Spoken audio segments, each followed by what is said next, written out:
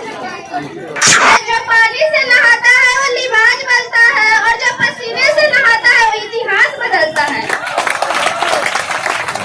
मैंने सुना है कि राधा रानी की चुनिया कोई सलमा सिद्धि थी, फिर क्यों हो गए हम यूं जुदा कि आज जोड़ने की बात होती है। फिर क्यों हो गए हम यूं जुदा कि आज जोड़ने की बात होती है।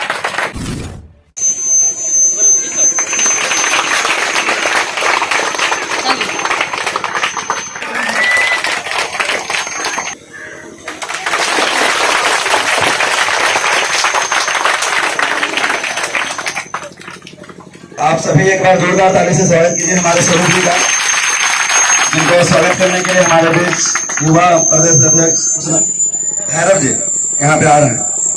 तो once again big hands for mister Swaroop जी।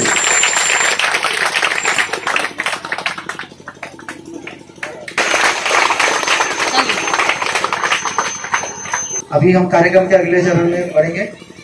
तो जो हमारी विषय वस्तु है उसको तो हम शुरुआत करेंगे, लेकिन हमारे बीच जो हमारे मुख्य अतिथि मौजूद है उनसे भी हम अनुरोध करेंगे कि हमारे बीच युवाओं को मार्गदर्शन करें और आज का जो विषय है उसके ऊपर आप सभी को प्रकाशित करें और आप सभी के लिए शुभकामनाएं दें। तो मैं पहले राणा जी को निवेदन करूंगा कि वे सभी युवाओं को मार्गदर्शन करें और आशीर्वाद वचन अपना दे।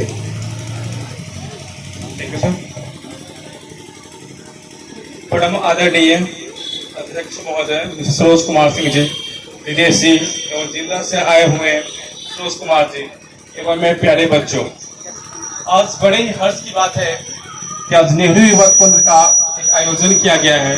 इसे माननीय प्रधानमंत्री नरेंद्र मोदी के बारे में कुछ बताना आपको चाहता हूं कि वह अशोक की आत्मा, रण का विजय योद्धा, शांति चक्र का धर्म प्रवर्तक, उठा धरा से पहुंच शिखर आकाश बन गया, धरा देखती रही इतिहास बन गया।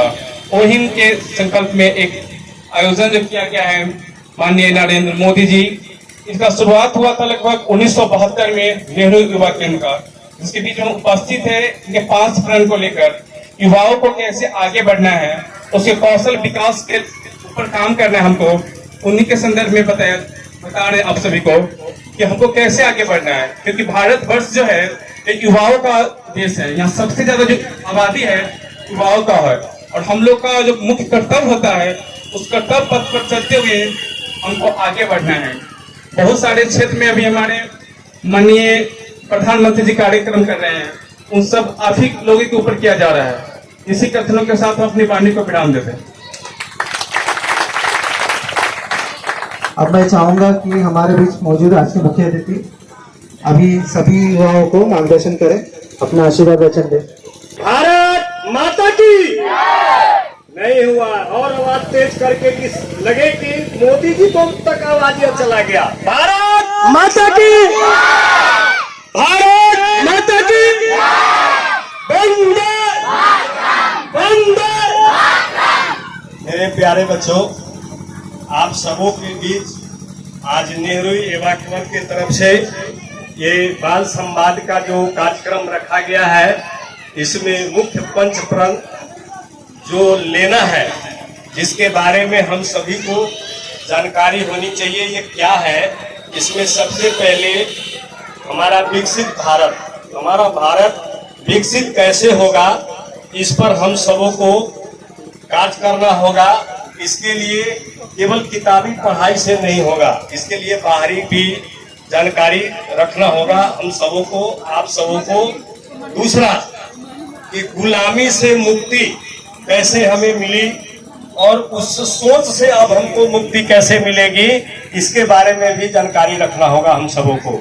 आज भी हमारे इस देश में कुछ तंत्र है जो गुलामी सोच को हम सबों के बीच में दुष्प्रचार किया करते हैं, जिसको हम लोग सही से समझ नहीं पाते हैं और उस गुलामी सोच को हम लोग ग्रहण कर लेते हैं। इसलिए मेरे प्यारे बच्चों बच्चियों, आपसे मैं आग्रह करूंगा कि वो जो दुष्प्रचार गुलामी सोच का जो हम लोग के बीच में बीज बोया जाता है, इसको हम लोग को नकार देना होगा। और हौसला बुलंद करके नकार देना होगा। दूसरा, हमारा जो विरासत है अपने देश का, इसके बारे में भी हम लोग को जानकारी रखनी होगी कि हमारे देश का मूल विरासत क्या है। आज नहीं बोलना चाहिए, हमारे बच्चे सभी इसमें बैठे हुए हैं, किसी को बुरा भी लग जाए। बच्चों, हमारी पुरानी विरासत है। आज आप लोग भी अपने पहनावे को बदल दिया। जो पहनावा आपका नहीं है, किसी दूसरे देश का है। आपके ये जींस पैंट, टी शर्ट, ये जो लोग भी पहनते हैं, हमारे बच्चे हो बच्चियां हो, ये हमारे देश का मूल पहनावा नहीं है। मैं आप लोग से आग्रह करूंगा कि पहले अपने सोच को बदलिए, अपने देश के पहनावे को धारण कीजिए, ताकि तभी आपका देश पुराने विरासत को धारण करेगा और विरासत को बचा के रखेगा।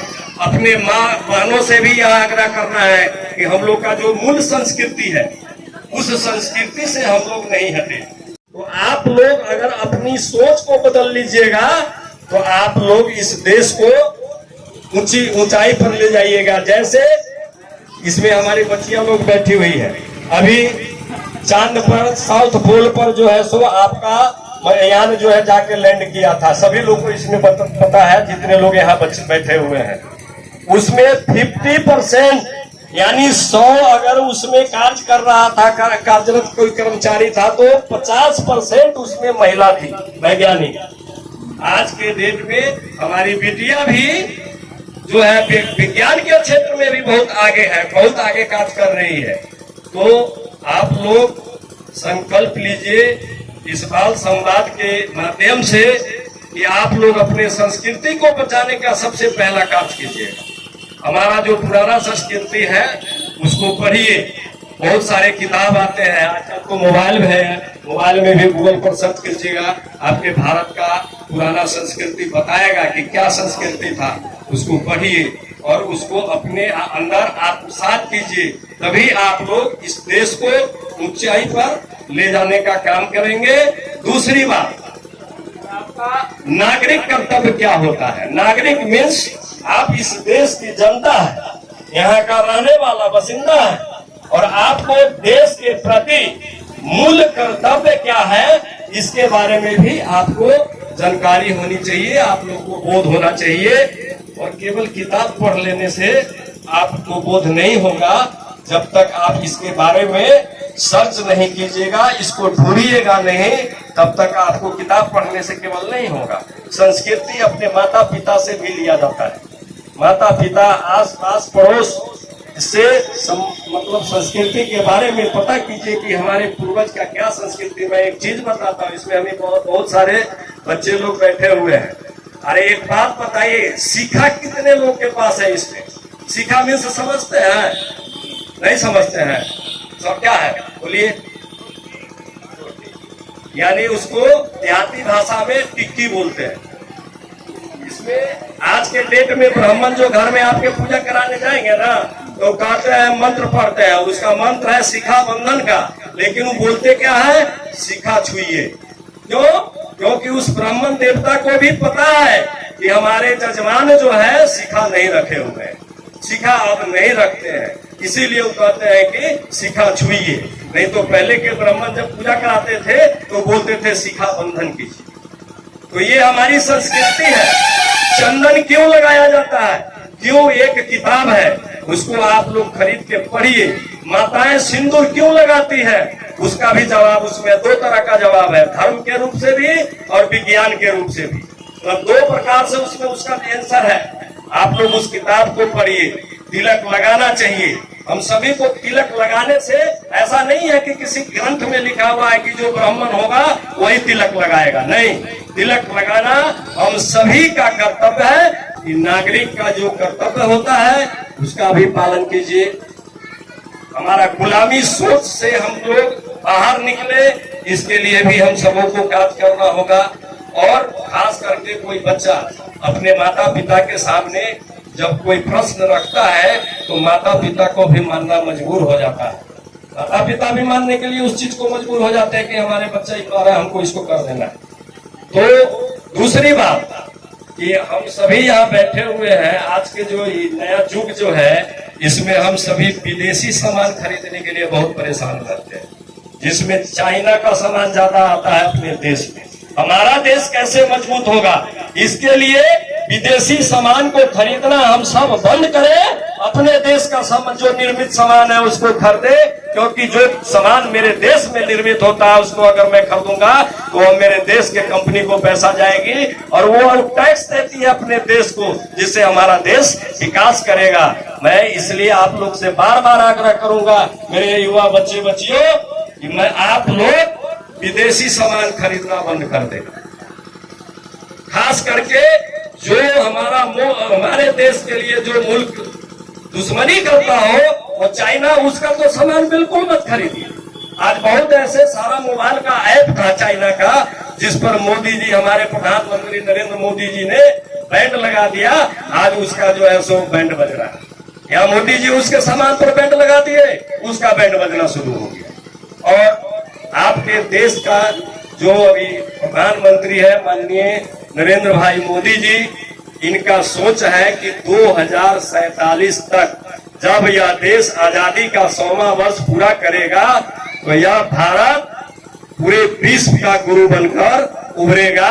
और इसके लिए आप सभी युवा बच्चे हो या बच्चियां हो, इसमें उनको साथ देना होगा और आप लोग को अपने संस्कृति को समझना होगा। इसी शब्दों के साथ मैं अपने वाणी को विराम देता हूं। जय हिंद, जय भारत। बहुत बहुत धन्यवाद सर। अभी आपने हमारे मुख्य अतिथि को सुना है। मैं आपसे अनुरोध करूंगा कि उनकी बातों को आप आने वाले जीवन में आत्मसात करें और उसको चरितार्थ में लाएं। ऐसी कड़ी में मैं आज के कार्यक्रम के ऊपर हमारे जो 5 रन हैं उसी के संबंध में हमारे बीच कुछ साधन से मौजूद है, जो विभिन्न बिंदुओं पे आपको मार्गदर्शन करेंगे, आपको सूचना करेंगे। कार्यक्रम जो इनका साधन सेवी का जो संबोधन होने के बाद आप में से युवा यहाँ पे आके अपनी बात रखेंगे या फिर अपने जो प्रश्न हैं इन लोगों के पूछ सकते हैं। और जो जिनका अच्छा सहभागिता रहेगा उनको पुरस्कृत भी किया जाएगा। सभी लोग बच्चों से भी अनुरोध है कि आप अपना जो पार्टिसिपेशन है उसको एक्टिव पार्टिसिपेशन रखिए और जो चीजें इनके द्वारा बताई जाती है उनको ध्यान से सुने। तो मैं आबिद हुसैन जी को अनुरोध करता हूँ कि वो अपना बात रखें। धन्यवाद। नमस्कार सभी बच्चों को। आज युवा संवाद इंडिया 2047 में भारत कैसा होना चाहिए, भारत पूरी दुनिया का, विश्व का गुरु बन के उभरना चाहिए, यही हमारे प्रधानमंत्री माननीय श्री नरेंद्र दामोदर दास मोदी और हमारे खेल मंत्री अनुराग ठाकुर जी का अहम योगदान है बच्चों को, क्योंकि यह देश का भविष्य बच्चा ही है। इस देश में 65% युवा की भागीदारी है और युवा इस देश के रीढ़ की हड्डी है। और युवा जब तक अगर पार्टिसिपेट नहीं करेंगे, राजनीतिक में पार्टिसिपेट करना होगा, युवा को ही आगे आना होगा। भगत सिंह कहे हुए हैं एक लेख और एक पत्र में कि युवा को ही राजनीतिक में आना है।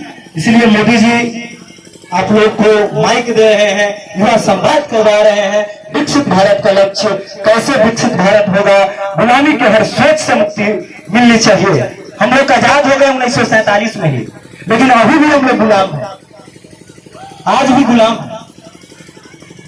आज अधिकारी कुर्सी खाली रहता है और हमारे बाबा दादा पूर्वज लोग जाते हैं, कुर्सी पर नहीं बैठते हैं, अधिकारी से डरते हैं। गुलामी ही है भाई। इस लोकतंत्र में मालिक लोग है ना, जो अधिकारी है वो नौकर है, उसके बावजूद भी हमारा सोच गुलाम है। हम अपने आप को मालिक नहीं समझते हैं, तो उस सोच से हम लोग को निकलना पड़ेगा।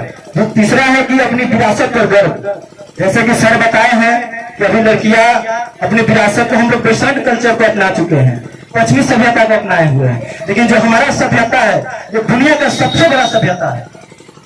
हमारे सभ्यता का हम लोग के 2 कॉपी सब कर रहा है अभी। अभी हम लोग का टू कॉपी कर रहा है, देखिएगा हरे हरे राधा अभी सब साड़ी पहन के, और वहाँ हम लोग का प्रोग्राम, हम लोग का कल्चर वो लोग अपना रहे हैं, हम लोग उसका मतलब फेंक न दिया टोको दिया वाला काम कर रहे हैं, उसका हम लोग काम कर रहे हैं। तो ये गलत चीज है। हम लोग अपने संस्कृति को अपनाएंगे तभी जाकर ये देश मजबूत होगा।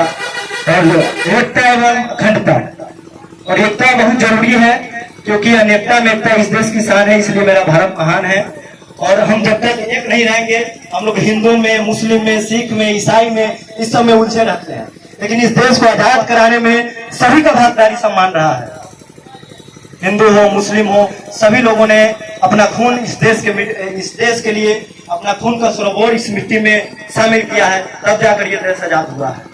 तो हम सभी लोग को एक होकर, एक साथ निकलकर इस देश के लिए लड़ना है, क्योंकि जब तक हम लोग एक नहीं होंगे, क्योंकि ये शरीर है और शरीर में बहुत सारा अंग है, जैसे किडनी हो गया, ब्लैडर हो गया, बोन्स हो गया, लार्ज इंस्ट्रूमेंट, स्मॉल इंस्ट्रूमेंट, बहुत सारा अंग है। अगर इसमें से कोई एक अंग भी अगर कमजोर हो जाए, अगर मान लीजिए डैमेज हो जाए, तो हम लोग सही सलामत रह पाएंगे?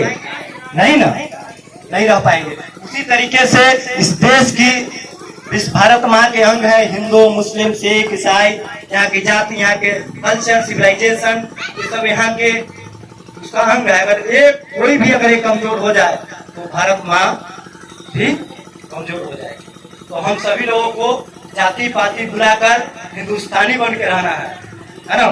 उसके बाद है नागरिक कर्तव्य, और नागरिक का क्या कर्तव्य होना चाहिए, हम लोग का फंडामेंटल ड्यूटीज है, बताया गया है। आजकल लड़कियां सब जाता है सरकारी स्कूल में, गवर्नमेंट स्कूल में, वो मेरा अपना संपदा है, किसी सरकार का नहीं है।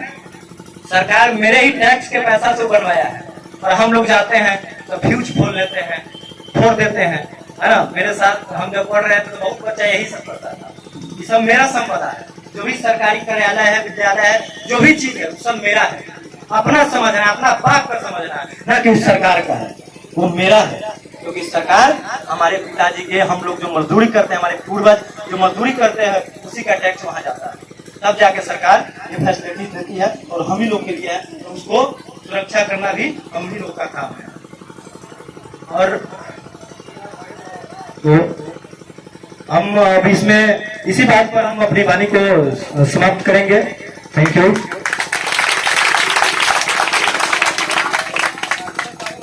जो भी प्रतिभागी है, जो भी पार्टिसिपेट की है, उनको हम बुलाना चाहेंगे।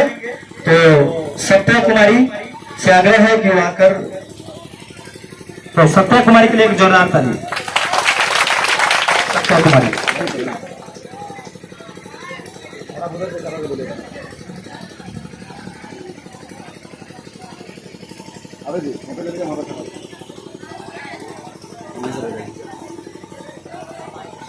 यहाँ मंदिर में चिड़चिड़िया, यहाँ मंदिर में चिड़चिड़िया मस्जिद में पानी पीते हैं। यहाँ मंदिर में चिड़चिड़िया मस्जिद में पानी पीते हैं। यहाँ बुद्ध के उपदेश और ईसा मसीह के बलिदान की कथा गाते हैं। कि मैंने सुना है कि राधा रानी की चुनरिया कोई सलमा सिद्धि थी, फिर क्यों हो गए हम यूं जुदा कि आज जोड़ने की बात होती है। फिर क्यों हो गए हम यूं जुदा कि आज जोड़ने की बात होती है। सम्मानित मंच प्रमुख निर्णायक मंडल और मेरे युवा साथियों और मेरे उपस्थित शिक्षकगण, अतिथिगण एवं मेरे छोटे प्यारे बड़े साथियों, मैं सत्या और मैं आज इस मंच पे अपनी वक्ता को प्रस्तुत करने पहुंची हूँ। और आज का मेरा विषय है नागरिक एकता और अखंडता। नागरिक एकता की शुरुआत मैं एक रावण के किस्से से शुरू करना चाहती हूँ। एक समय की बात है जब रावण अपने युद्ध में अपने वटों की किरदार पर खड़े हुए थे, तो उन्होंने प्रभु श्री राम से कहा था, मैं तुमसे हर चीज में श्रेष्ठ हूँ। पता है, मैं तुमसे हर चीज में श्रेष्ठ हूँ, किंतु तुम मुझसे विजय क्यों हुए? क्योंकि मुझमें और मेरे भाइयों में एकता नहीं थी। क्योंकि मुझमें और मेरे भाइयों में एकता नहीं थी। एकता नहीं थी। मैं यह कहना चाहती हूँ कि शायद आप लोग इस बात से समझ गए होंगे कि एकता का महत्व क्या है या एकता की महत्ता क्या है। जी हाँ,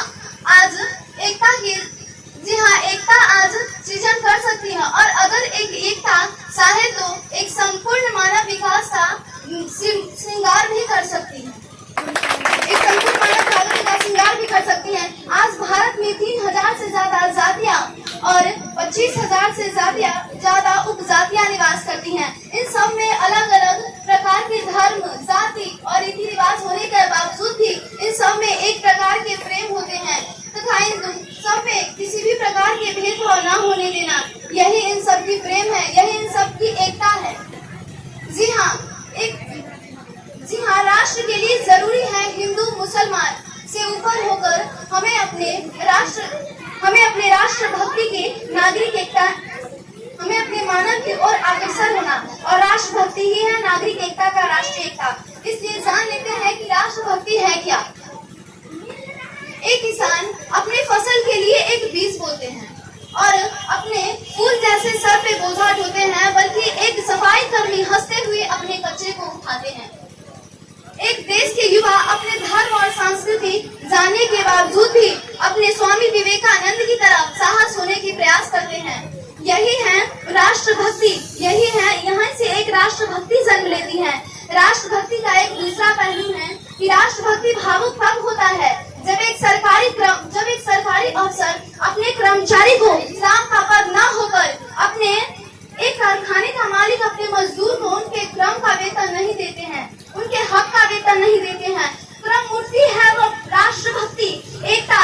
जब एक बेटा अपने बूढ़े माँ बाप को एक वृद्धाश्रम की चौखट पे छोड़ जाते हैं और छिन-भिन हो उठती है वह एकता, जब एक मुसीबत में फंसे इंसान हम उनकी मदद ना कर सेल्फी लेकर लाइन लगाने के लिए लगे रहते हैं। आज के दौर में ये युवा जिनके ऊपर अपने देश का, अपने राष्ट्र का, अपने समाज का आगे बढ़ाने के लिए ये युवा 4 बाई 4 इंच के अपनी छोटी सी स्प्रिंग के अपने उंगलियों के घर्षण के माध्यम से रिमोट भेजने पर लगे रहते हैं। 4 बोतल दोस्त का काम मेरा दोस्त का, यही भारत को आज बदनाम कर रखा है और यही आज भारत को बदनाम कर रखा है। आज हम ऐसे समाज में रहते हैं जहां पत्थर को, मूर्त को पूजते हैं लोग और फुटपाथ पर भूखे नंगे तड़पते सो जाते हैं लोग। मजबूर को मजबूर मत समझिए, वृक्ष को बांध मत दीजिए।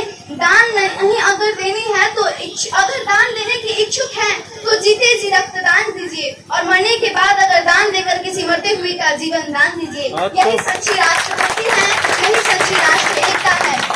और एक वैचारिक बीमारी हमारे समाज में मुझे नजर आती है, क्योंकि कहा जाता है कि हम लोकतंत्र के सबसे बड़े देश में रहते हैं और यहाँ हिंदू पैदा लेते हैं और मुस्लिम भी पैदा लेते हैं, सिख ईसाई, यहाँ तक कि हर जाति के लोग पैदा लेते हैं लेकिन बदकिस्मती यहाँ इंसान पैदा नहीं लेते।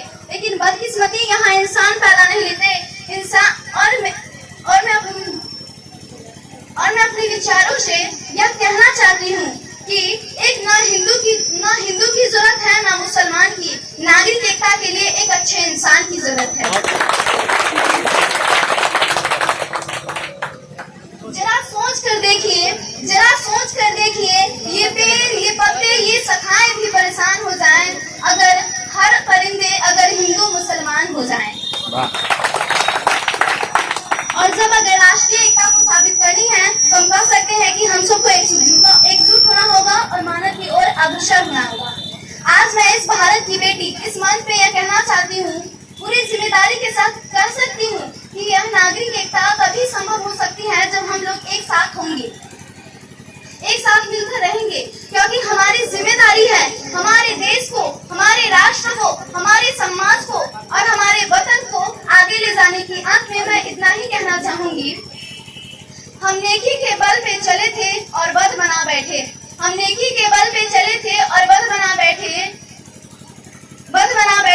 कहीं मंदिर बना बैठे तो कहीं मस्जिद बना बैठे।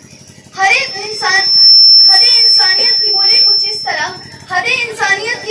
इस तरह कि हम इंसान बनाने चले थे और हम एक सरहद बना बैठे। इतना ही कहकर मैं अपनी वाणी को विराम देती हूँ। So for this, thank you so much. बहुत खूब सत्या कुमारी, जोरदार ताली चाहेंगे सत्या कुमारी के लिए। कवि प्रदीप लिखे हुए हैं कि हम भांति भांति के फूल हैं, हम भांति भांति के फूल हैं, पर बाग तो एक हमारा है, वह बाग है हिंदुस्तान, जो प्राणों से भी प्यारा है, जो प्राणों से भी प्यारा है। तो यहाँ हिंदू, मुस्लिम, सिख, ईसाई, जैन, बौद्ध सभी एक ही बात के हैं, है ना। अब नेक्स्ट पार्टिसिपेट को बुलाना चाहेंगे miss Suhani Kumari, come on the stage. Suhani कुमारी।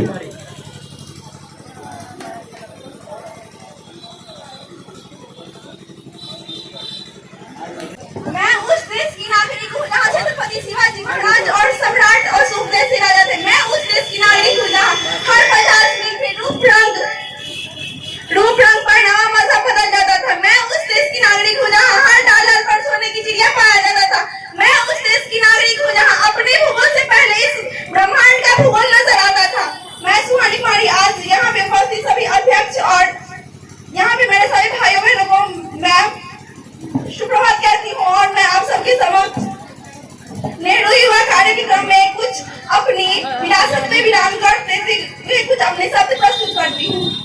जिंदगी के लिए ना कोई राह आसान चाहिए, जिंदगी के लिए ना कोई राह आसान चाहिए, ना कोई अपना खास पहचान चाहिए। बस एक ही दुआ मांगते हैं भगवान से, बस एक ही दुआ मांगते हैं भगवान से कि हमें जो विरासत में मिली है भारत, वो हमें यूं ही महान चाहिए। हमें अपनी विरासत पे गर्व है, हमें अपनी विरासत पे गर्व है। भारत भूमि की विरासत में एक ऐसा सत्य विद्वान है जो न सिर्फ भारत बल्कि समूचे विश्व में प्रगति और विकास, मानव जाति के कल्याण का मार्ग प्रशस्त करती है। भारत की विरासत पर गर्व करने के साथ साथ इसे सुरक्षित, संरक्षित व इसकी प्रमाणिकता और तथ्य परख के कुछ जनमानस के बीच में पहुंचाना आवश्यक है। हमारा भारत आजाद होने के बाद इस मना स्थिति से बाहर आना चाहता था, लेकिन दुर्भाग्य से एक ऐसी सोच ने हिंदुस्तान को जकड़ रखा है जो न सिर्फ पुरातन गर्व का गुलाम माना जाता है, और मैं जानती हूँ कि हमें जब तक हमारी इस विरासत पर, हमारी इस धरोहर पर गर्व नहीं होगा, तब तक हम अपनी धरोहर को संजोने संभालने का कोई मन नहीं बनता। यह सच है कि सैकड़ों वर्ष पहले भारत कालखंड का गुलाम था। अंतर्मन भारतीयों की भावनाओं को कोई गहरे घाव दिए थे। इसके बावजूद भी आज हमारा जुनून जोश है, यह हमारी विरासत की देन है, जिसके बलबूते पर आज भारत के चेहरे पे मुस्कान है। ये हमारी विरासत की देन है। भारत अब नई चेतना, नई उमंग और नए विश्वास के साथ अपने अतीत को सहेजते हुए आगे की ओर बढ़ रहा है। आदरणीय, मैं अपनी वीरानी को यहीं विराम देती हूँ। बहुत खूब सुहानी कुमारी। नेक्स्ट पार्टिसिपेटर अस्मिता कुमारी। अस्मिता कुमारी से आग्रह करेंगे कि आकर अस्मिता कुमारी के लिए बहुत जोरदार ताली।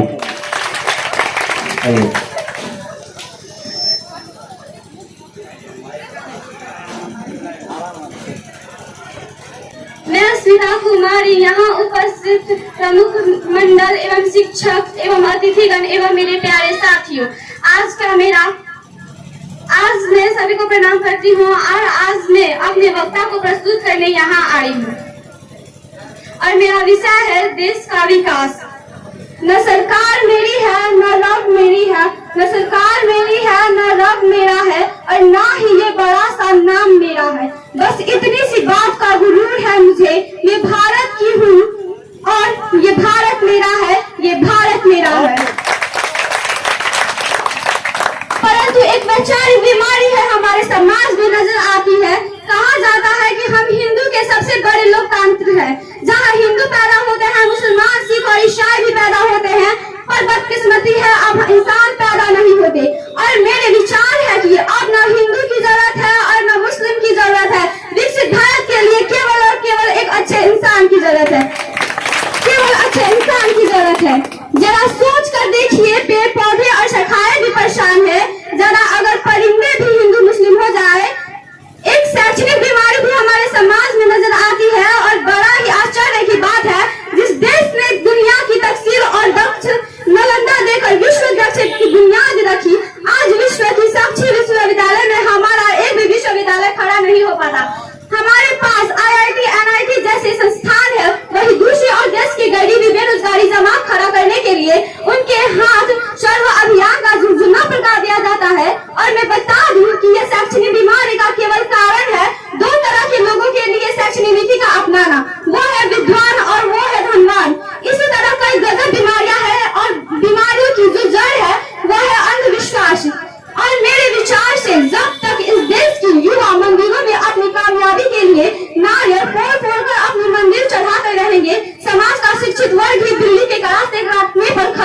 पाएंगे, अपने धर्म और अपनी जाति को उच्च मानकर दूसरे के धर्म की अवहेलना करता रहेगा, तब तक ना ही हमारा देश का विकास संभव होगा और ना ही ये देश आगे बढ़ पाएगा। हमारी संस्कृति, हमारी सभ्यता दुनिया ने शीश दिवाई है, तो क्यों आस्था के नाम पर हमने अंधविश्वास फैलाया है। मेरा विचार है हमारा देश का विकास तब संभव होगा जब इस देश के महिलाओं को पूजा नहीं इज्जत दी जाएगी।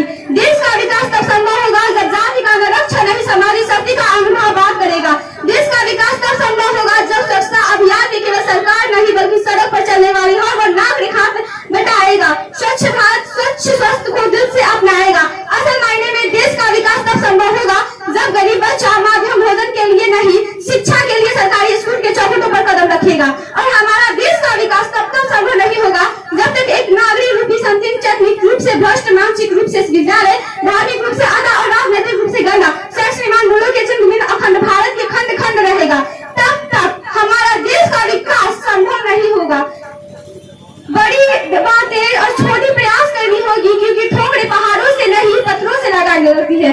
I being Indian, I being student, I being a संबंधों of the motherland and I proud to be Indian। और मैं सल्यूट करना चाहती हूँ जो सड़क पे दिन रात रक्षा के लिए खड़े जवानों को, इस देश के उन पुलिस प्रशासन किसानों और इस देश के हर उस व्यक्तियों को जो अपना काम ईमानदारी और लगन के साथ निभाती है। और अंत में मैं बस इतना ही कहना चाहूंगी, हमारा देश महान था, महान है, महान रहेगा और हौसले सबके दिलों में बुलंद होकर एक दिन पाकिस्तान भी जय हिंद कहेगा। सिर्फ पाकिस्तान ही क्यों पूरा जहां जय हिंद कहेगा।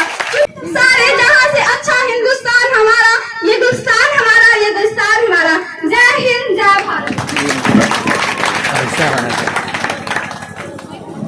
बहुत खूब कि किसी शायर ने क्या खूब लिखा है कि न तेरा है न मेरा है ये हिंदुस्तान सबका है। न तेरा है न मेरा है ये हिंदुस्तान सबका है, नहीं समझी गई ये बात तो नुकसान सबका है, नुकसान सबका है। नेक्स्ट पार्टिसिपेट कामिनी कुमारी। कामिनी कुमारी से आग्रह किया है और अपने शब्दों से युवाओं को संबोधित करें। आदरणीय प्रधानाध्यापक महोदय, आप सभी को मेरा नमस्कार। आज मैं एकता और एकजुटता पर परिचय देने जाती हूँ। एकता का मतलब है एक साथ मिलजुल कर रहना। एकता का मतलब है एक साथ मिलजुल कर रहना। आपसी में बैर और फूट के कारण यानी एकता नहीं होने के कारण विदेशियों को हमारे देश में पैर जमाने की मौका मिली, सफलता प्राप्त हुई, जिसके कारण हमारे पूर्वजों को 200 वर्ष तक अंग्रेजों की गुलामी करनी पड़ी। कहा जाता है कि एकता एक शक्ति है जिससे मनोबल बढ़ता है। एकता से हम किसी भी समस्या का सामना करें तो आसानी से इसका हल मिल जाता है। एकता ही हमारे देश को एकजुट कर सकती है। एकता के बिना हमारे देश में कुछ भी संभव नहीं है। हर जगह चले ऐसे कि निशान बन जाए, हर जगह चले ऐसे कि निशान बन जाए, काम करे ऐसा कि पहचान हो जाए। धन्यवाद। भारत माता, भारत माता, जोर से हिंदुस्तान, वंदे वंदे मातरम। अब ऋतु कुमारी से आग्रह करेंगे कि आए और अपने शब्दों से युवाओं को संबोधित करें। ऋतु कुमारी।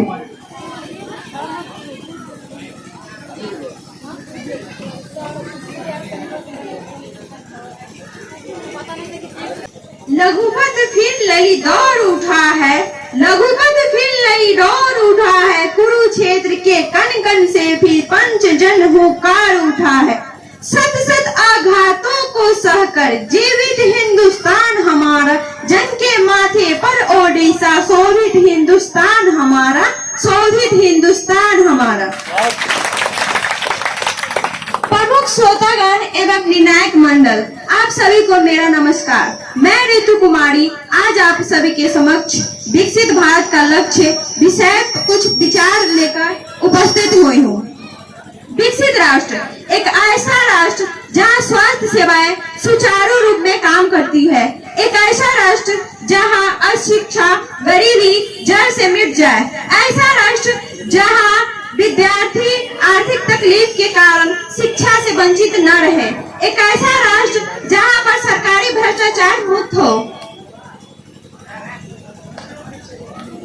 आजादी से पूर्व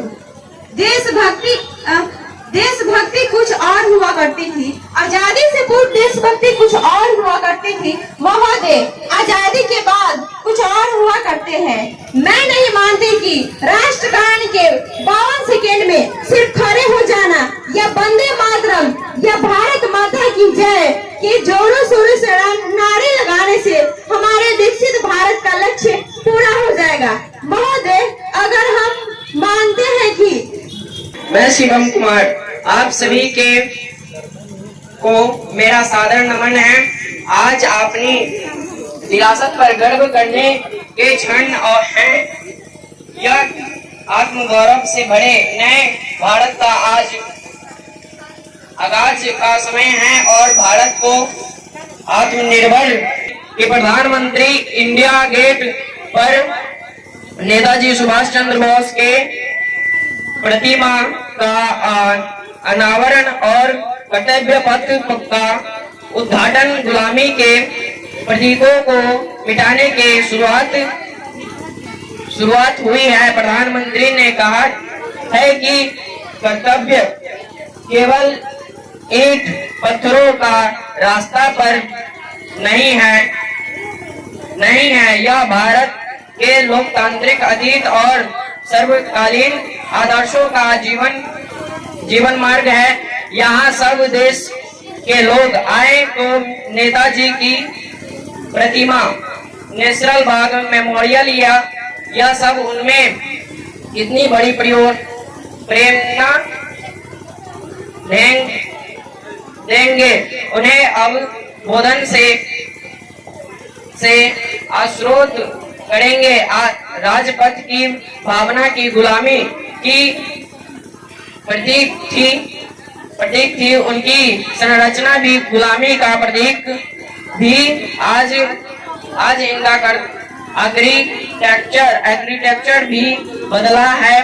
वास्तव में आजादी के 76 वर्ष पूर्ण हो चुके हैं, यानी कि अमृत काल।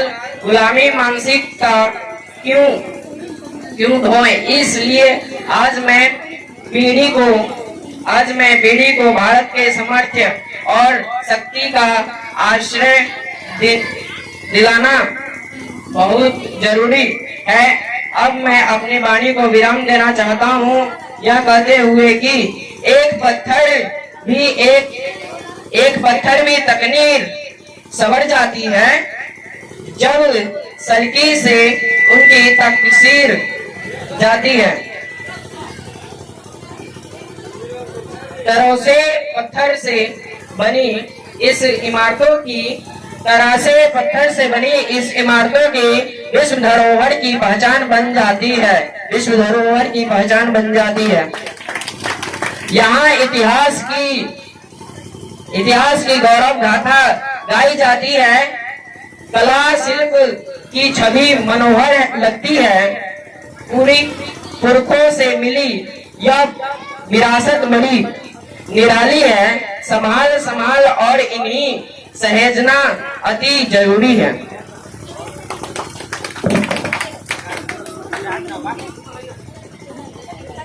Next participant Sania Kumari.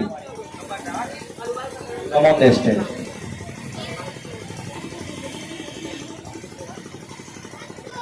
हाथ मिलाकर एक साथ चलेंगे, हम विश्व में एकता का मिसाल बनेंगे। मैं सानिया आज आप लोग के सामने एकता पे कुछ बोलना चाहती हूँ। मानव अस्तित्व के लिए सबसे आवश्यक तत्व एकता पर मैं कुछ बोलना चाहूंगी।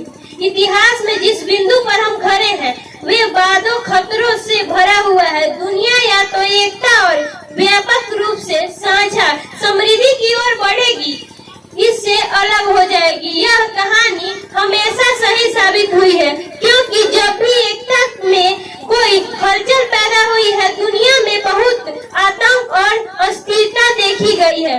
भारत में रहने वाले विभिन्न जाति धर्मों के लोग मान्यता से संबंध है, पर वे एकता में रहते हैं और इस तथ्य को साबित करते हैं कि विविधता में एकता है।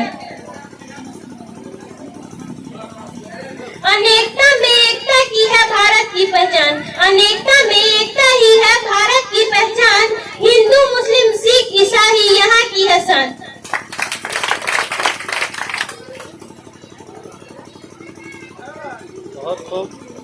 Hello, next participate Kajal Kumari. आइए, कम on the stage Kajal Kumari. जोरदार ताली काजल के लिए, जोरदार।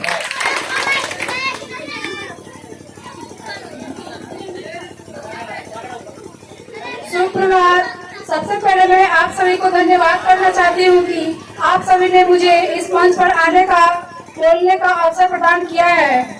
मैं काजल सिंह आपके सामने कुछ विचार लेकर आई हूँ, जिसका विषय का नाम है एकता एवं एकजुटता। जिंदगी का शौक पाला नहीं जाता, जिंदगी का शौक पाला नहीं जाता, शीशे का प्याला पर उछाला नहीं जाता।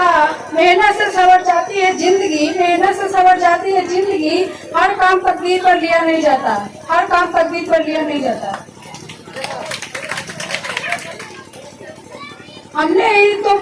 हमने ही तो प्रेम धारा में क्रोध का बांध बनाया है, छोर एकता की बंधन को भेदभाव अपनाया है। हमने ही पावन धरती में नफरत का बीज बोया है, स्वार्थ लोभ की ज्वाला में अपनों को ही खोया है। धर्म जात का पाठ सभी को हमने ही सिखलाया है, हमने ही तो राम रहीम को आपस में लड़वाया है। श्वेत चंद्रमा की ललाट पे क्या खंडित धरती रोएगी, क्या प्रेम वृक्ष की छाया में पुलकित होकर सोएगी। क्या इन धनुष की धरती में और रंग सजाएंगे, या क्रोध ईर्ष्या की ज्वाला में नफरत को सुलगाएंगे। क्या आर्यभट्ट की धरती को टुकड़ों में बंटवाएंगे, या वीर तिरंगे की मिट्टी में प्रेम का बीज लगाएंगे। अनेकता में एकता इस देश की शान है, अनेकता में एकता इस देश की शान है, इसीलिए मेरा भारत महान है।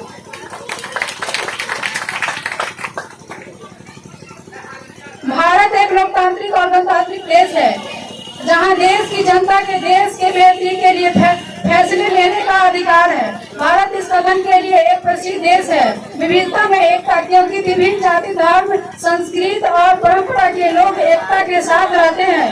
भारत सबसे बड़े लोकतंत्र और विश्व की सबसे प्राचीन सभ्यता के लिए प्रसिद्ध है। चीन के बाद यह दुनिया की अवधि जनसंख्या वाला देश है। यह महान योद्धाओं का देश है, जैसे राणा प्रताप, लाल बहादुर शास्त्री, सरदार पटेल, सुभाष चंद्र बोस, भगत सिंह, लाला लाजपत राय आदि देश के ये सभी महान नेता गांवों से आए और देश को आगे की ओर ले गए। इन लोगों ने कई वर्षों तक संघर्ष किया और अंग्रेजी शासक से देश को आजाद कराया। देश जहाँ साहित्य, कला और विज्ञान के क्षेत्र में महान लोगों ने जन्म लिया, ऐसे रविंद्रनाथ टैगोर, प्रेमचंद्र, सी.वी. रमन, जगदीश चंद्र, कबीरदास आदि भारत के ऐसे महान लोगों ने देश को बुलंद कर पहुंचाया। इसी के साथ मैं अपने वाणी को विराम देती हूँ।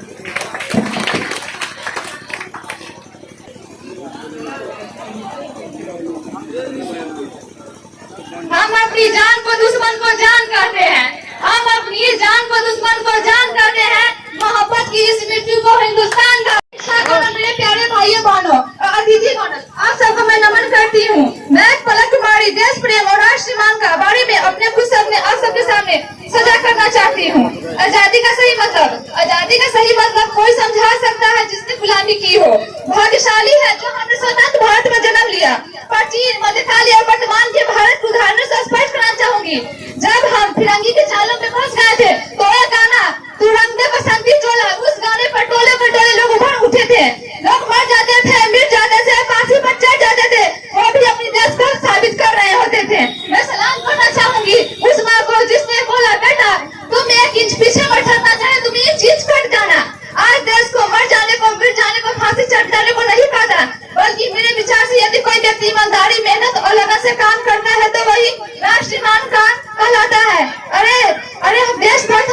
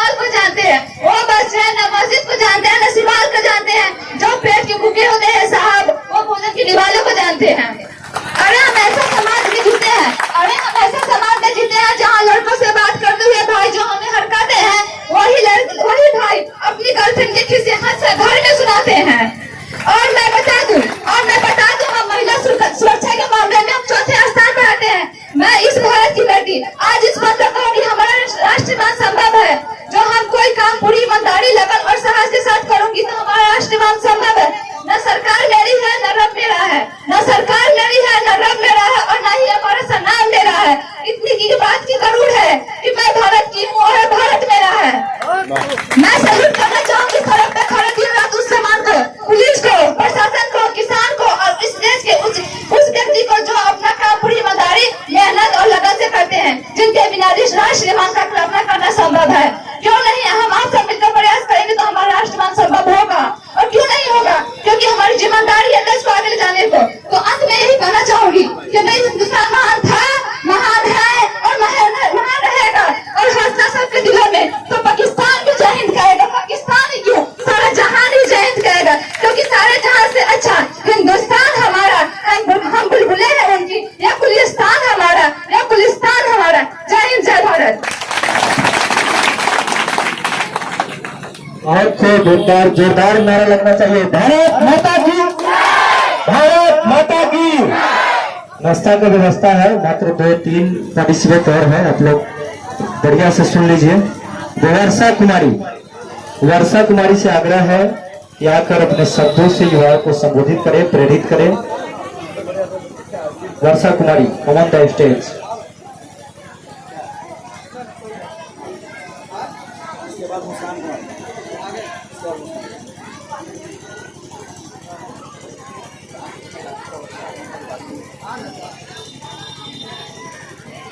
मेरा नाम वर्षा कुमारी, मैं क्लास 11th के, मैं कुछ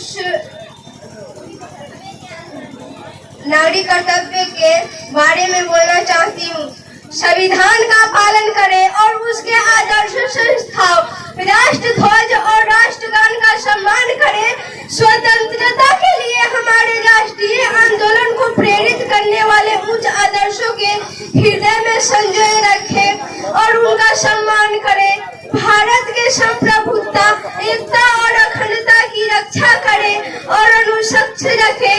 भारत एक लोकतांत्रिक देश है जहां नागरिक पूरी स्वतंत्रता के साथ रहते हैं। हालांकि अपने देश के प्रति उनके बहुत से दायित्व है। अधिकार और दायित्व एक ही सिक्के के दो पहलू हैं और दोनों ही साथ साथ चलते हैं। यदि हम अधिकार रखते हैं तो हम उन अधिकारों से जुड़े हुए हैं, कुछ दायित्व भी रखते हैं जहाँ भी हम रह रहे हैं, चाहे वह घर, समाज, गांव इत्यादि, राज्य या देश की क्यों न हो, वह अधिकार और दायित्व हमारे साथ रखते हैं। कदम से कदम मिलाकर चलते हैं। मौलिक अधिकार भारतीय संविधान में निहित है। मौलिक अधिकार समान में निहित है। नागरिकों के मौलिक अधिकार की रक्षा सर्वोच्च कानून में है द्वारा की जाती है, जबकि सामान्य अधिकारों की रक्षा सामान्य कानून में की जाती है। नागरिकों को ध्वज नहीं, ध्वज किया जाता है। हालांकि कुछ विशेष परिस्थितियों में इन्हें कुछ समय के लिए अस्थायी रूप से निलंबित किया जा सकता है। इसलिए संविधान का पालन करें और उसके आदर्शों, संस्थाओं, राष्ट्र ध्वज को, राष्ट्रगान का सम्मान करें। स्वतंत्रता के लिए आंदोलन के प्रेरित करें। इसलिए मैं अपना वाणी को विराम दे रही हूँ।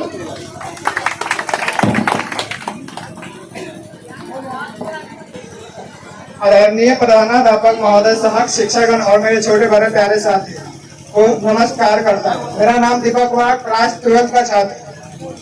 मैं आज आप सभी के सामने समक्ष भाषण प्रस्तुत करने जा रहा हूँ। नफरत की दीवारों को तोड़कर प्रेम की गंगा बहा देंगे। नफरत के दीवारों को तोड़ की गंगा बहा देंगे। सब दिलों के फिर से एकता का दिल जला देंगे। सबको दिलों में एकता का दीप जला देंगे। एकता एक बड़ी शक्ति है। आपसी मेल के बिना कोई भी कार्य पूरा नहीं हो सकता है।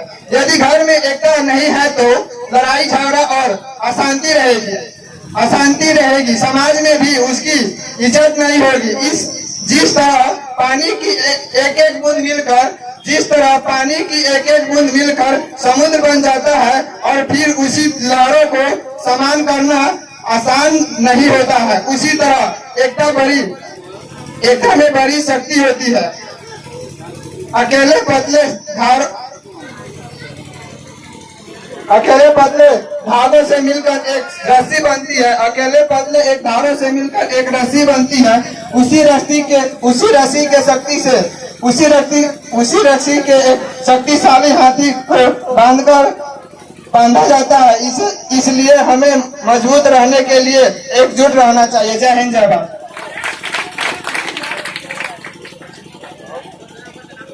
बहुत खूब। नेक्स्ट पार्टिसिपेट मुस्कान कुमारी।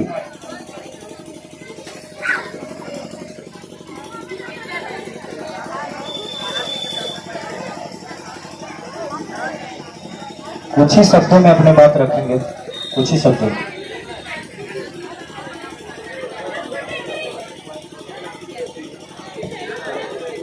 नमस्कार आदरणीय सर एवं मेरे प्यारे भाई बहन एवं संग साथियों, मैं आप सभी का अभिनंदन करती हूँ। सभी धर्म की अब एक ही है पुकार, सभी धर्म की अब एक ही है पुकार। एकता के स्वप्न को करो साकार, एकता के स्वप्न को करो साकार। आज हम बात करने वाले हैं एकता पर, आज हम बात करने वाले हैं एकता पर, जो हमारे लिए और हम सब के लिए बहुत ही जरूरी है। और हम सब आपस में एकता बनाए रखें। एकता का मतलब होता है, एकता का मतलब होता है, एकता का मतलब होता है एक साथ मिलजुल कर रहना, एक साथ मिलजुल कर रहना। और एकता एक ऐसी चीज है, एकता एक ऐसी चीज है जिसमें कैसी भी कठिनाई का हम सामना कर सकते हैं। हाथ मिलाकर एक साथ चलेंगे, हाथ मिलाकर एक साथ चलेंगे, हम विश्व में एकता को मिसाल बनाएंगे, हम विश्व में एकता को मिसाल बनाएंगे।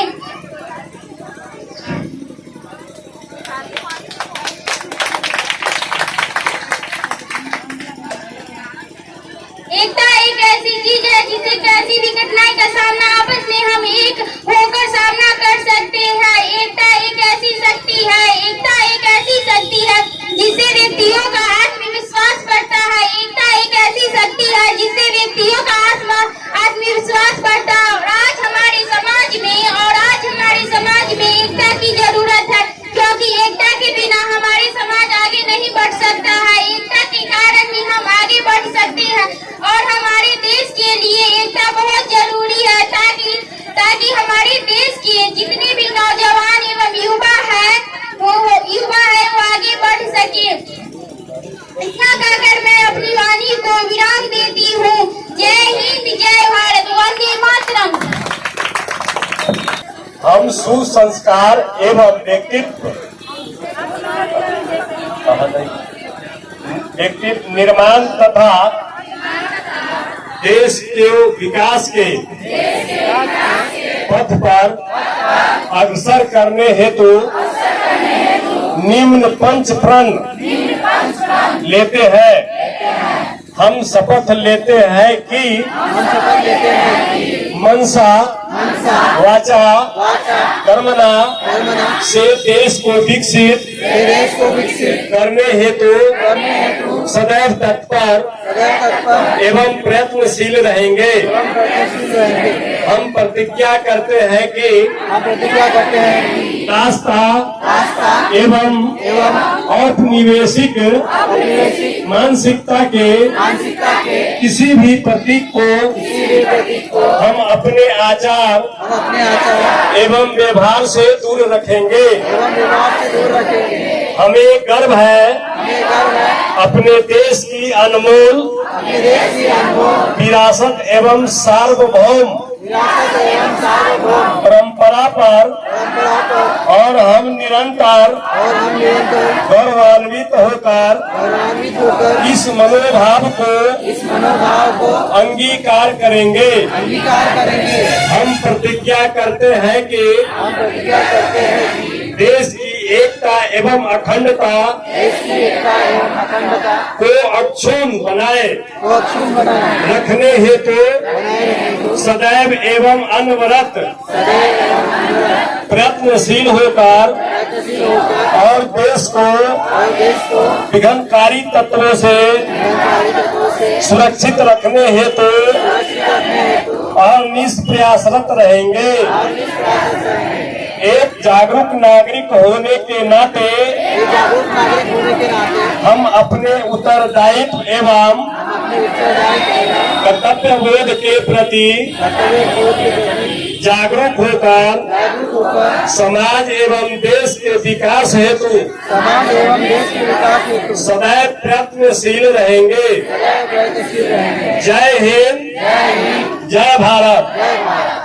जो पानी से नहाता है वो लिबाज बनता है और जो पसीने से नहाता है वो इतिहास बदलता है। मैं सुषमा कुमारी आज आपके सामने अपने कुछ विचार लेकर उपस्थित हूँ, जिसका विषय है नागरिकों का कर्तव्य। जहाँ हमें अपने अधिकारियों की चिंता होती है,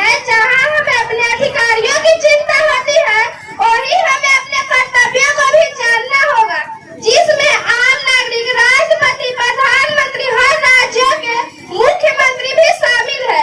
देश के अच्छा नागरिक होने के रूप में हमें अपने समाज और देश के कल्याण के लिए अपने कर्तव्य और नागरिक को जानना और सीखना चाहिए। हमें समझना चाहिए कि समाज की हर अच्छी और बुरी स्थिति का जिम्मेदार हम है।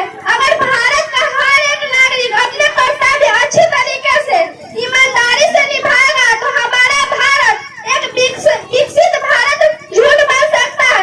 अगर किसी भी देश का प्रत्येक नागरिक अपने कर्तव्य को अच्छी तरह से निभाता है तो वह देश बहुत मजबूत हो जाता है और हर क्षेत्र में आगे बढ़ता है।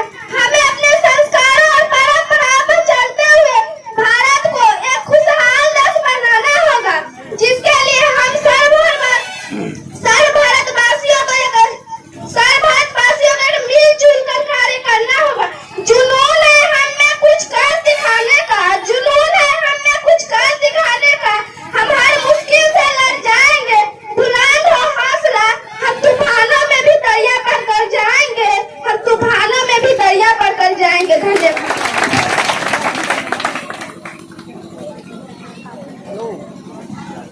Next participant, Palvi Kumari, come on the stage.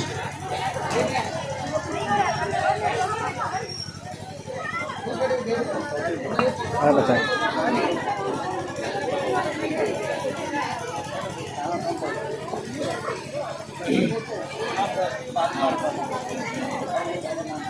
मैं पल्लवी कुमारी और इस 10th क्लास की हूँ। मैं नागरिक कर्तव्य पर कुछ बोलना चाहती हूँ। आर्थिक नागरिक तात्पर्य यह है कि एक ऐसा देशवासी जिसका व्यवहार देश या देशवासियों के हित में हो, या देश और नागरिक एक दूसरे को पूर्ण रूप से जोड़े हैं। नागरिक ही उस देश का सम्मान बढ़ा सकता है या घटा सकता है। आर्थिक नागरिक वह है जिसमें कानून नियम का पालन करता हो, कर्तव्य का पालन करने वाला ही नागरिक श्रेष्ठ है।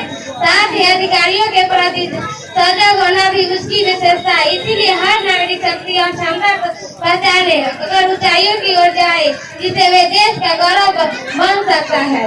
न पूछो जमाने से कि क्या हमारी कहानी है, न पूछो जमाने से क्या हमारी कहानी, पहचान तो यही है कि हम हिंदुस्तानी हैं।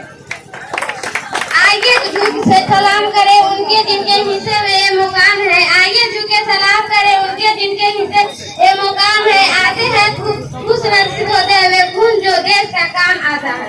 इसी बात के साथ मैं आपको जाऊंगी।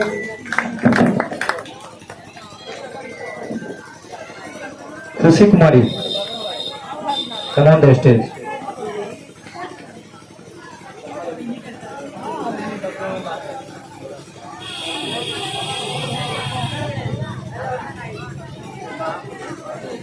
ना कोई अरमान रखती हूँ, ना कोई फरमान करती हूँ, ना कोई अरमान रखती हूँ, ना कोई फरमान करती। तहजीब से सुनो तो सुनने वाले अतिथियों को दिलो जान से सम्मान करती हूँ।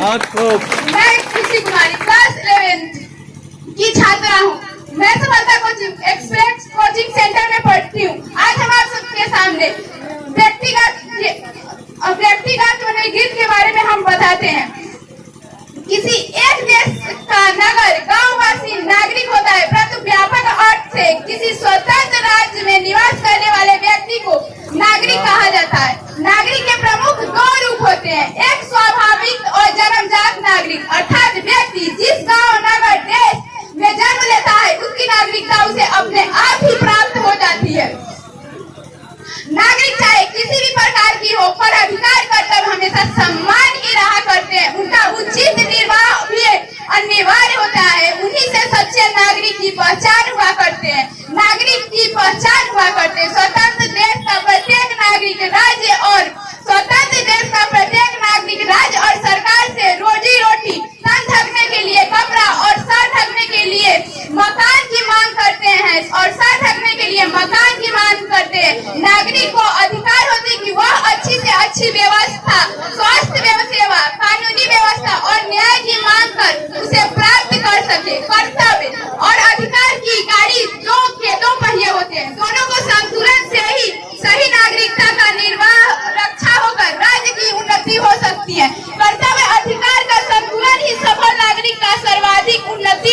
जीवन है। अब इसी के साथ मैं एक छोटी सी शायरी सुनाकर कि मरते हुए को जीवन दान दीजिए, कि मरते हुए के जीवन दान दीजिए, यही सच्ची देशभक्ति और यही सच्चा राष्ट्र प्रेम है। न सरकार मेरी है, न सरकार मेरी है, न रब मेरा है और न ही ये बड़ा सा नाम मेरा। बस इतनी सी बात का गुरूर है मुझे, बस इतनी सी बात का गुरूर है मुझे कि मैं भारत की हूँ और ये भारत देश मेरा है, कि मैं भारत की हूँ और ये भारत देश मेरा है। परंतु एक पहचानी बीमारी मुझे मेरे समाज के अंदर आती है, परंतु एक पहचानी बीमारी मुझे मेरे समाज के अंदर आती है। सब कहते हैं कि हम सब दुनिया के बड़े लोकतंत्र के अंदर आते हैं, जहाँ हिंदू भी पैदा लेते हैं, मुसलमान भी पैदा लेते हैं, जहाँ हिंदू भी पैदा लेते हैं, मुसलमान भी पैदा लेते हैं, सिख और ईसाई भी पैदा लेते हैं। परंतु बदकिस्मती की बात है, परंतु बदकिस्मती की बात है कि कोई इंसान पैदा नहीं होता, कि कोई इंसान पैदा नहीं होता। और मेरे विचार में न हिंदू की जरूरत है, और मेरे विचार में न हिंदू की जरूरत है, न मुसलमान की जरूरत है। राष्ट्र निर्माण के लिए केवल अच्छे इंसान की जरूरत है, राष्ट्र निर्माण के लिए केवल अच्छे इंसान की जरूरत है। में पानी पीती है, ये मंदिर में दाना चुगती है, यहाँ बुद्ध के उपदेश ईसा मसीह के बलिदान की गाथा होती है। मैंने सुना है यहाँ राधा रानी की चुनरी कोई सलमा बेगम सीती है। फिर क्या हो गए हम यूं जुदा, फिर क्यों हो गए हम यूं जुदा। आज जोड़ने की बात होती है, आज जोड़ने की बात होती है। आप सबका स्वागत है प्रमुख निर्णायक मंडल और मेरे युवा साथियों। आज मैं इस मंच पर अपने वाक्य के प्रस्तुत करने के लिए पहुंची हूँ और मेरा विषय है राष्ट्र एकता और एकजुटता। और मैं इस एकता को रावण के किसी किस्से से शुरुआत करना चाहूंगी। जब रावण युद्ध भूमि में मरतूती के किनार पर खड़े थे तब उन्होंने श्री राम जी से कहा था कि मैं तुमसे हर चीज में श्रेष्ठ हूँ, बल में, बुद्धि में, छल में, कपट में, परंतु तुम्हें पता है तुम विजय क्यों हुए? क्योंकि मुझे और मेरे भाई में एकता नहीं थी। आप अब समझ ही होंगे कि एकता की क्या महत्व है और एकता की क्या महत्ता है। हाँ, एकता चाहे सृजन भी हो सकती है और वही एकता कटुता में बदल जाए तो संपूर्ण मानव जाति का श्रृंगार भी हो सकता है। भारत में 3000 से ज्यादा जातियाँ और 25,000 से ज्यादा उपजातियाँ रहती है। इन सब को अलग अलग परंपराएं, रीति रिवाज है। इतने विविधता होने के बाद भी आपस में ये प्रेम और किसी प्रकार का भेद उत्पन्न न होने देना, यही होती है राष्ट्र एकता। राष्ट्र एकता, जी हाँ, राष्ट्र एकता के लिए जरूरी है हिंदू मुसलमान से ऊपर उठकर हमें मानवता की ओर आकर्षण होना। और राष्ट्र एकता भक्ति पर है राष्ट्र एकता का आधार।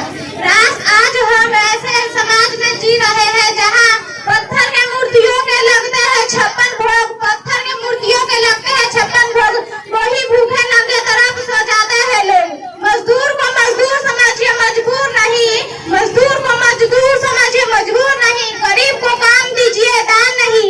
अगर दान देने में इच्छुक है तो जीते जी रक्तदान दीजिए और मरने के बाद अंगदान देकर किसी मरते हुए को जीवन दान दीजिए। यही है सच्ची राष्ट्रभक्ति और यही है सच्ची राष्ट्र एकता। इतना ही कहना चाहूंगी, अंत में इतना ही कहना चाहूंगी कि नेकी बनाने चले और हमें वध बना बैठे, नेकी बनाने चले और हमें वध बना बैठे, कहीं मंदिर बना बैठे तो कहीं मस्जिद बना बैठे। इंसानियत की धूली कुछ इस तरह, इंसानियत की धूली कुछ इस तरह, कहीं हमें इंसान बनाने थे और कहीं हम सरहदें बना बैठे, कहीं हमें इंसान बनाने थे और कहीं हम सरहदें बना बैठे। धन्यवाद। जय हिंद, जय भारत।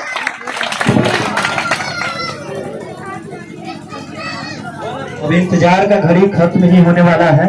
अब लास्ट पार्टिसिपेट रिंसू कुमारी से आग्रह करेंगे कि जल्द से जल्द आए और अपने शब्दों से युवाओं को संबोधित करें। इंतजार का घड़ी अब खत्म होने वाला है। देने के लिए यहाँ खड़ा एकता बड़ी। आज यहाँ इस सभा के एक विशेष सामाजिक कारण के लिए संगठित किया गया है कि लोगों के दिल में एकता की भावना जगाने के लिए, वही एकता जिसमें हमारे देश को वर्ष की ब्रिटिश शासन के बंधन के बाद हमें स्वतंत्रता प्राप्त करने की सक्षम किया था। लोगों के बीच इस भावना जगाने की आवश्यकता है जो पृथ्वी पर जीवन के अस्तित्व का सबसे बड़ा कारण है। जैसे कि हम जानते हैं कि भारत विविधताओं का देश है, लेकिन फिर भी लोग एक प्रतिभागी और यहाँ पे मौजूद युवा, अभी आज के कार्यक्रम समाप्ति की ओर है, आखिरी चरण में है। और जो हमारे प्रतिभागी थे सभी ने बहुत अच्छे से अपना भाषण दिया, अपने शब्द कहे। मैं 2-3 चीजें कहना चाहूँगा कि आप में से शायद बहुत किसी का पहला ये अनुभव रहा होगा शायद स्टेज पे आके बात करने का। तो हमारे जो कार्यक्रम होते हैं, हम इसी कार्यक्रम के माध्यम से युवाओं को यही मौका देते हैं कि वो ऐसे कार्यक्रम में सामने आए और उनका स्टेज फियर है वो कम करे, वो अपना कॉन्फिडेंस बनाए, आत्मबल बढ़ाए, आत्मविश्वास जो आप लोग कहते हैं उसको बढ़ाएं और अपना जो बात है उसको मजबूती के साथ में रखें। मैं देखा कि सभी ने बहुत अच्छा लिखा था और जो उनके भाषण से काफ़ी अच्छे लिख के आए थे, लेकिन यहाँ पे आने के बाद जो स्टेज फियर होता है, जो हड़बड़ाहट होती है, वो तो होगा ही, लेकिन उसकी बात करने के लिए एक थोड़ा सा लंबी सांस लेते चाहिए। अगली बार जब आप आएंगे ना स्टेज पे एक लंबी सांस लीजिए, आपके सामने सब लिखा है, तो केवल उसको आपको पढ़ना है और बताना है। तो बताते समय आप केवल पढ़िए नहीं, उसको पढ़ के सामने अपनी ऑडियंस है, श्रोता है, उनसे आई कांटेक्ट बना के बात रखिए।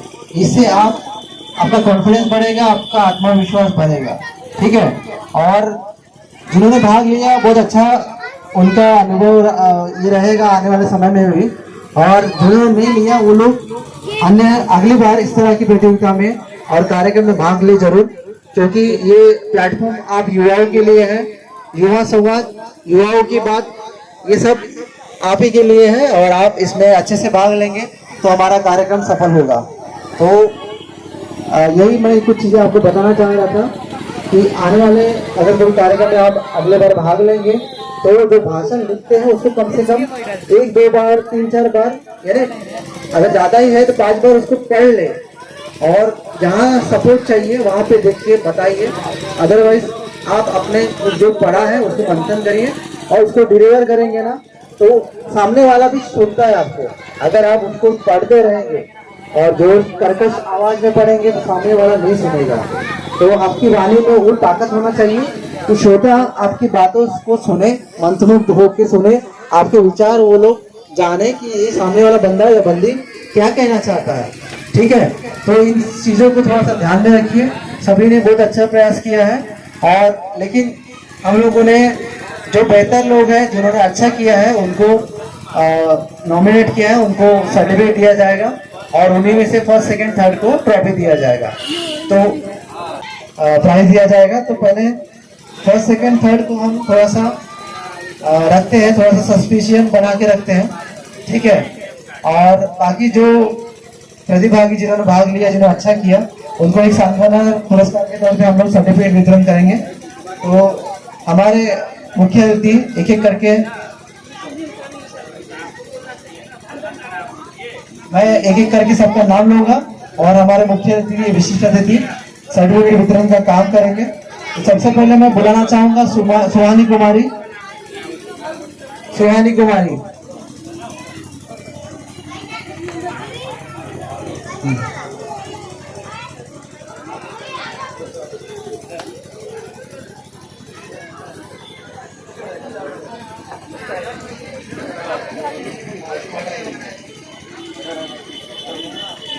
बहुत बहुत शुभकामनाएं।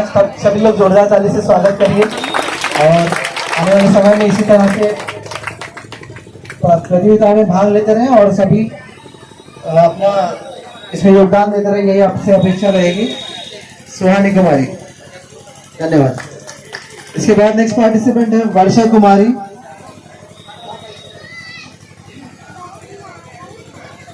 इन्होंने भी अभी अपनी बात काफी अच्छे से रखी है, तो ये जोरदार बताइए इनको, तालियों से सभी लोग स्वागत करेंगे।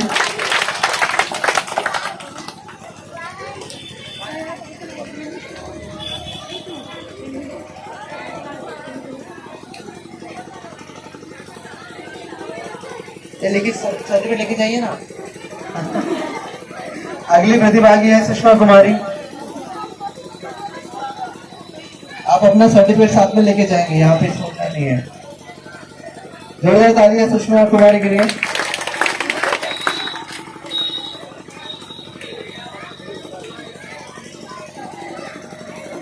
काजल कुमारी, अगली प्रतिभागी।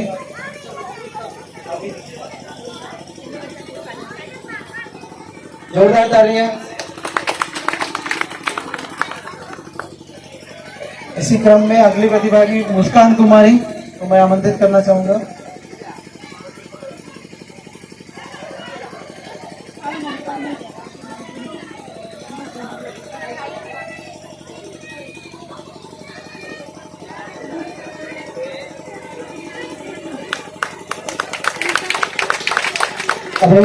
अगले प्रतिभागी ऋतु कुमारी, कृपया मंच पे आए। ऋतु कुमारी,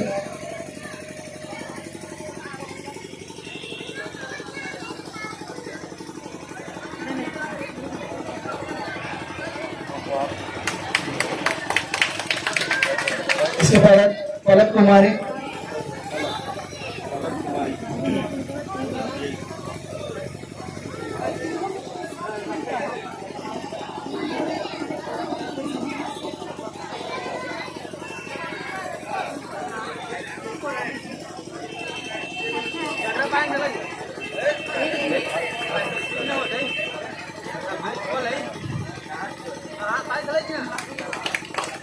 अगली प्रतिभागी सुहानी कुमारी।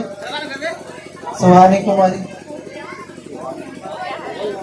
है क्या? सानिया कुमारी,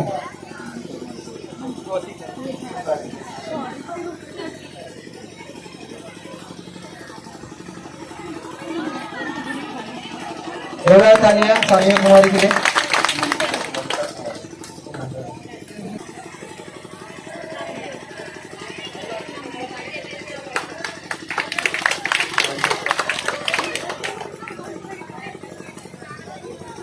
तो अब बारी है उन प्रतिभागी का नाम सुनने का जो आज बेहतर किए हैं।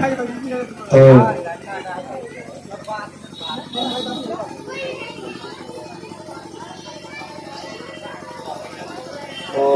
अब टॉप 3 बच्चों को बुलाने की बारी है। तो उनको हमारे सर ग्रेट मेंटोर आज यहाँ उपस्थित है, उनके माध्यम से उनको सम्मानित किया जाएगा। तो 3rd नंबर पे आई है, इसका नाम है Asmita Kumari from Adori. Big hands for हर।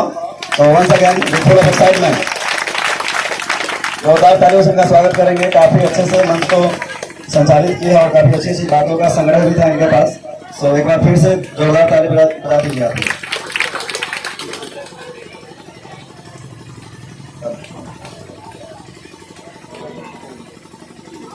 तालियां बजती रहनी चाहिए।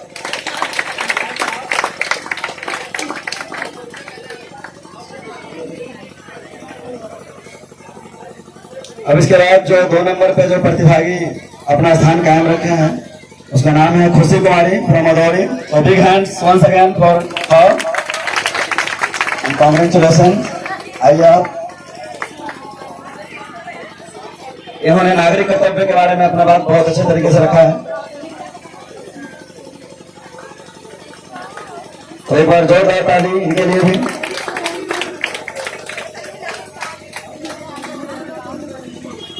तो अब बारी है सुनने की आज के टॉपर कॉन्टेस्ट प्रतिभागी, इसका नाम आपके सामने रख रहे हैं सत्या कुमारी फ्रॉम अडोरी। तो once again big hands for her.